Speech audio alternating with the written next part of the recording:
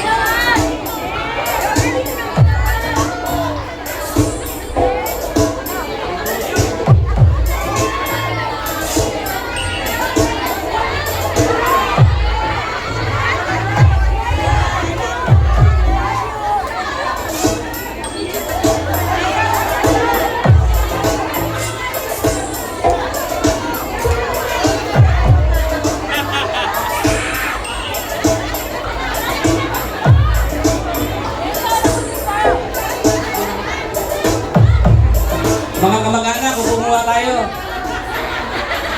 Yung mga kamag-anak ko, magkukuha tayo, mga kamag-anak.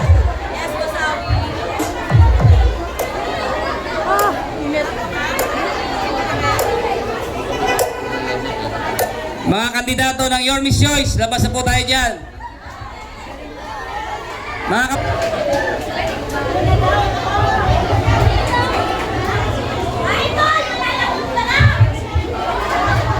yung mga pinsan ko po, mag-iupo po muna kayo, mga pinsan.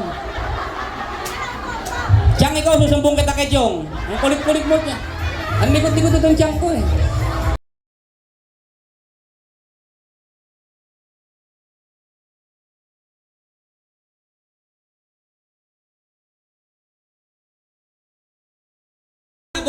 Na Yorme Isko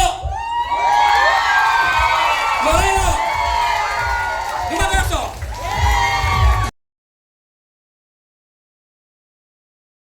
Yung sa likod para makita ko rin sila. Yan. Oh, magaganda yung nasa Kodli. Yung nasa harapan may asim pa. Ay, magandang hapon sa inyong lahat. Pasensya na kayo. Magpapauna lang ako dahil meron akong habuling alas 4.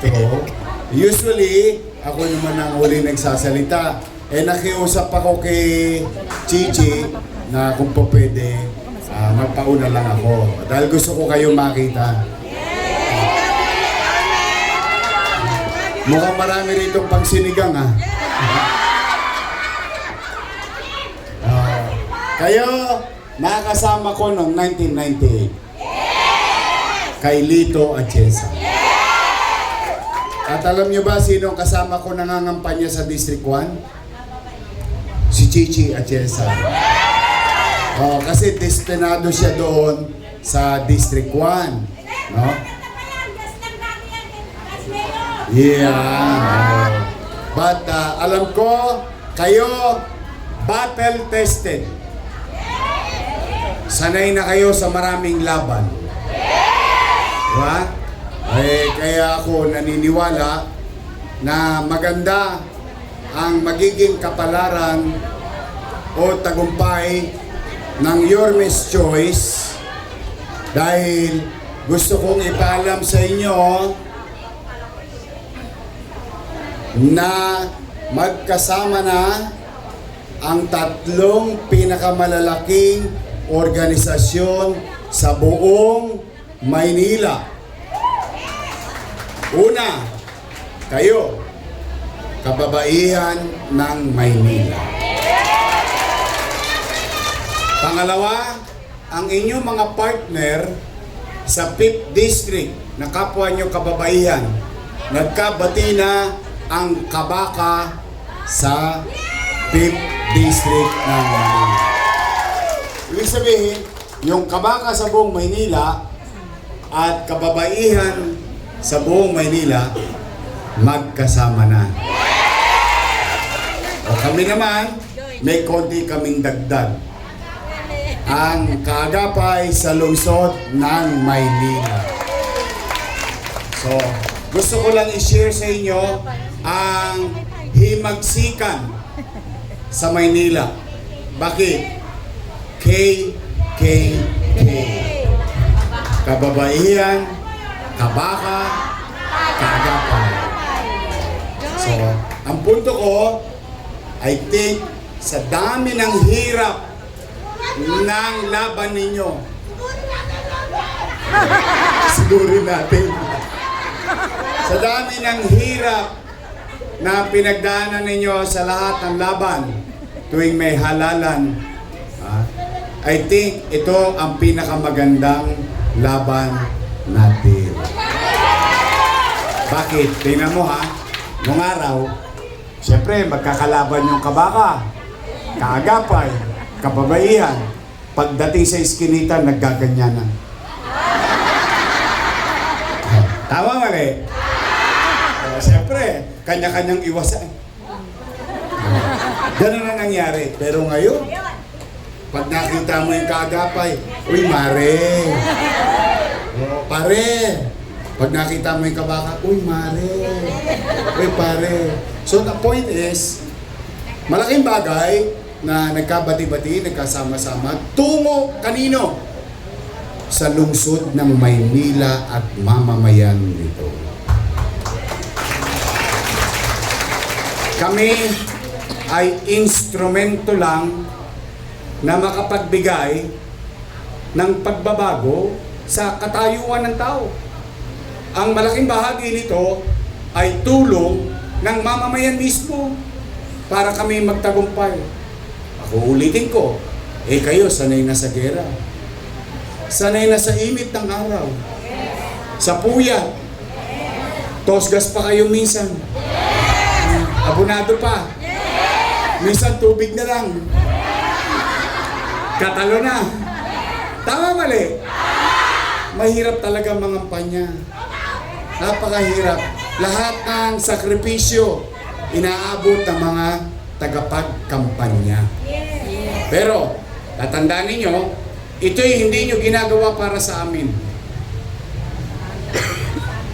Ginagawa niya para sa anak nyo. Bakit? Kasi yung iba rito, konti na lang ang birthday.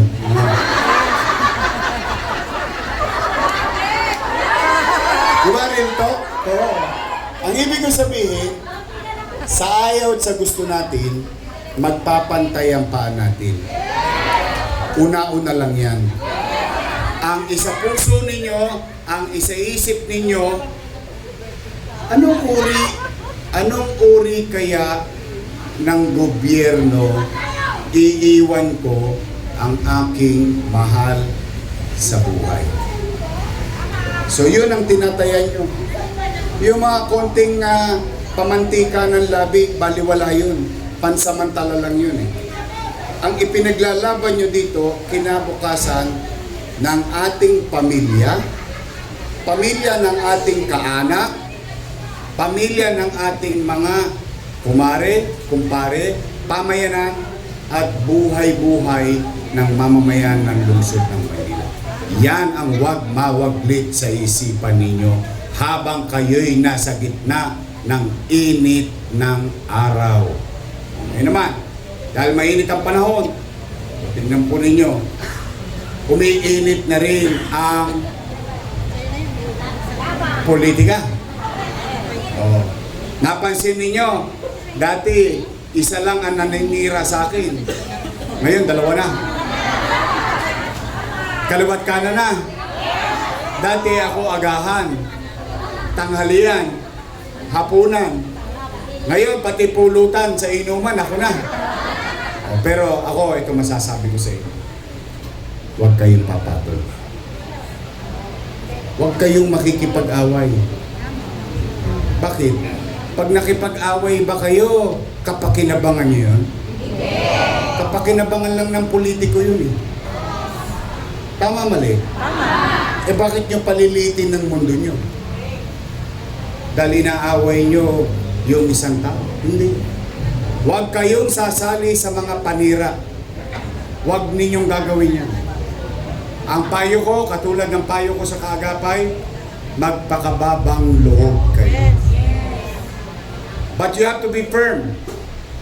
Habang mababa ang loob natin, ang importante, matigas naman ang kalooban natin na ipaglaban yung ating paniwala na ang ating kandidato ay may resibo,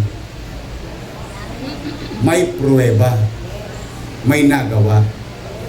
Kaya sa dami ng nangyari at nagawa, kulang na yung oras ninyo para ipahatid yun sa inyong anak, sa inyong kamag-anak, sa inyong kapitbahay.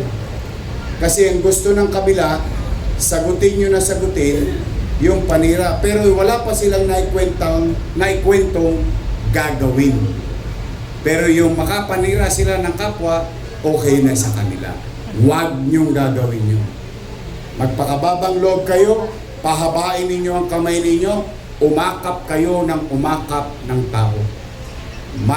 Humayo kayo at magparami. Dahil nanunuyo kayo eh. Meron bang nanunuyo, sinisiraan mo yung kandidato? Meron bang nanunuyo, sinisiraan mo kalaban mo? Dapat suyuin mo at ipakita mo na itong kandidato mo ay karapat dapat. Tama ho ba? Yung ba ang gagawin natin? Yes! Magpakababang loob, huwag manira, hindi kailangan makipag-away. At the end of the day, matatapos ang halalan 67 days from now. Yes! Malapit na. Konti na lang. Babalik na ba tayo? Talaga? Sige. Ngayon, isa lang ang pakiusap ko, kung po pwede, huwag na kayo maghalo ng iba. Diretso na natin. Your miss choice. Okay. Total, hindi naman nila pwedeng itanggi ng kabila, basta tayo, tinulungan natin sila para magtagumpay sila sa kanilang political career. Ngayon, kung tayo nakatulong at hindi tayo nilingon dahil tumigas na ang leg nila, wala naman tayong magagawa doon. Basta tayo nakatulong. And we move on with our lives. Tama? Para syota lang yan eh. Hiniwalayan ka, o hanap ko ulit ang bagong boyfriend. Tama ba? Kita nyo nga ngayon, may mga asawa na kayo. Di ba? Ang point ko is, we have to move on. So, kung tayo nakatulong sa kanila, tayo naglagay sa kanila sa pwesto, magsama-sama rin tayo, tayo rin mag-aalis sa kanila sa pwesto. Tama? May sense? Yes, because I believe, naniniwala ako sa kakayanan ninyo. Naniniwala ako na kaya niyong gawin. Nagawa na dati, kaya nating gawin muli. Okay? Partikular na yung ating congressman. Ha? Dito gawin.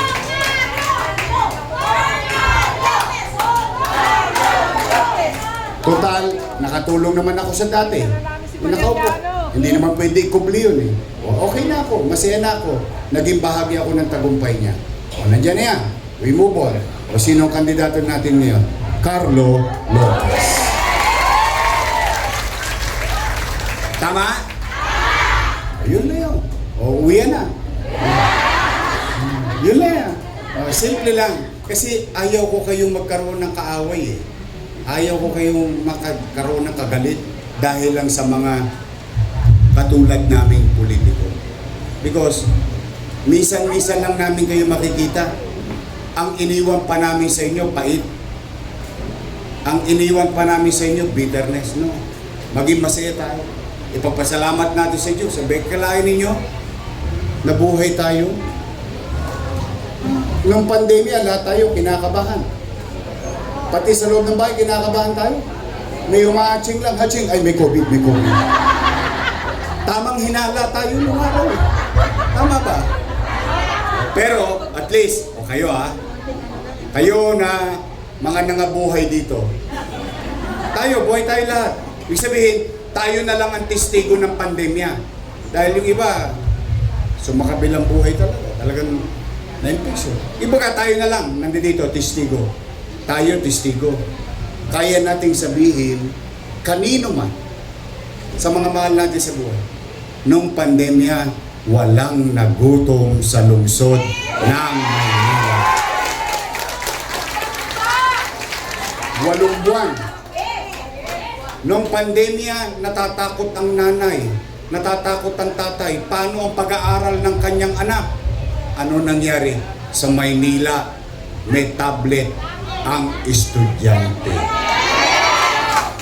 Sa Maynila, hindi lang may tablet ang estudyante, libre pa internet. Tama, mali? Tosgas ang gobyerno ng Maynila. Libre ang magulang. Tama, mali? Ang teacher may laptop. At hindi lang siya may laptop, may internet din siyang sagot ng lungsod ng Maynila. Tama, mali?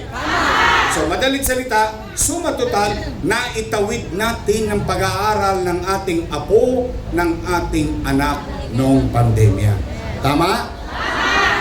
Yan lamang, iilang bagay ang naganap. Kung paano itinawid ng pamahalaang lungsod under my watch ang 2 milyong Manileño noong panahon ng pandemya. Ngayon, maraming magbibida-bida. Akap dito, AX doon, bigas dito, bigas doon, dilata rito, dilata roon. Ang una natin tatanong sa sarili natin, nasaan kayo nung pandemya? Pangalawa natin tatanong, ay, Yorme, pwede ko bang tanggapin? Sagot ni Yorme, kunin nyo, sayang din yun. Maisasain nyo rin yung 5 kilong bigas. Tama ba? May 1 bulik pa. Di ba? May bigas ka na, may ulam ka pa. Pag pumunta ka naman doon sa kabila, may dilata pa. Tama, mali? Kunin nyo. Kasi ang paniwala ko, matalino ang mga tagalungsod ng Maynila. I believe in you. Kaya, ngayon, magkakasama-sama na tayo. Mas matindi, mas lumakas, mas lumaki. Kaya, wag na tayong hiwa-hiwalay. Wag na kayong mag-alis ng rekado sa pakbit. Dahil ito na yung pakbit. Pag inalis yung kalabasa dyan, hindi na pakbit. Pag inalis yung sitaw dyan, hindi na pakbit. Tama, mali? Kaya isang buo tayo. Straight. Yorme's choice. Kasi 2 lang naman ang pagpipilian. Tama, mali? Yung isa, Yorme's choice. Matamis. Yung isa naman, lady's choice. Ayun kayo may sabi nyo rin dito. Ganun lang. Ha? So maasahan ba namin ni Chi? Maasahan ba namin ni Carlo Lopez? At nandito mga konsyal natin, Bolong si Nico Evangelista, Romel Miranda, at yung kamag-anak nyo. Bilib ako rito, dami kamag-anak. Kamag-anak nyo ba talaga to?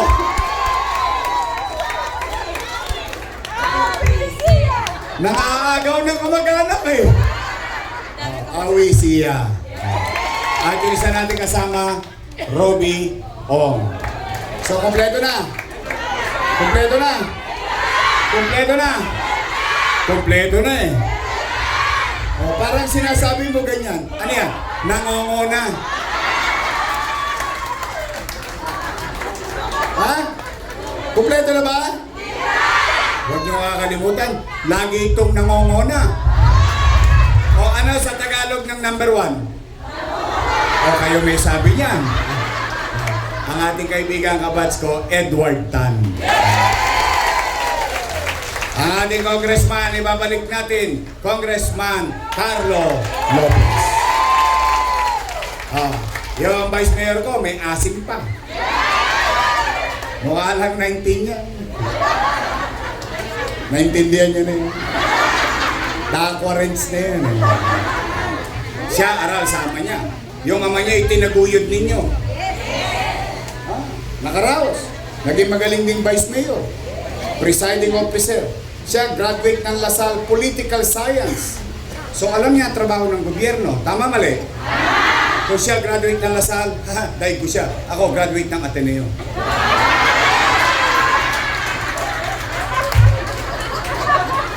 Parang ayaw niyo kong paniwalaan. Ateneo de Tondo. Tondo High School. Ang ating Vice Mayor, Chi Atienza. Kumpletos, Ricados. Wala nang itatapon. Bechin na lang. Sino Bechin? Kayo. Kasi kayo magpapasarap ng laban. Okay? Mabuhay ang kababaihan ng Maynila. Kaya nyo ba? Babalik na ba tayo? Samahan nyo kami ni Chi Atienza. Ito ang iuwi nyo ngayon. Ibabalik ko ang kalinisan ng lungsod ng Maynila.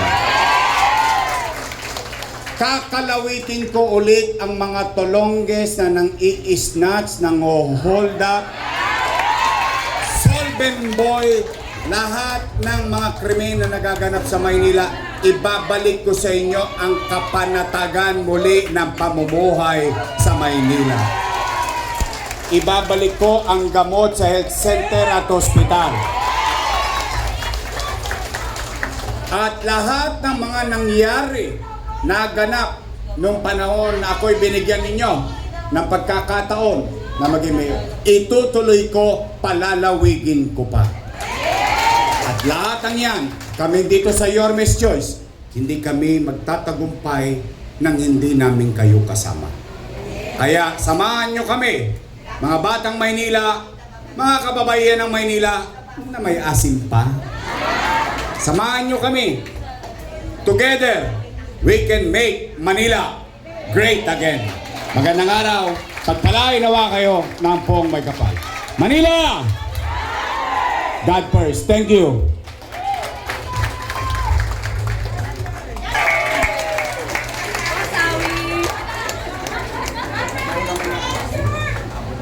Ensure, balik na. Babalik na Ensure.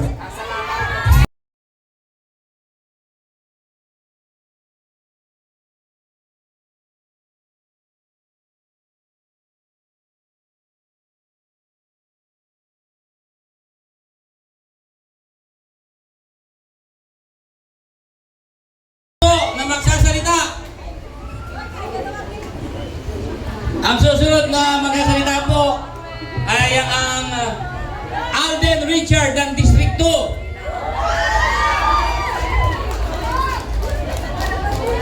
Ganito rin dati itsura ko, nabuyat lang ako. Walang iba kundi si Konsihal Bolo Si! Kayo man si Awi.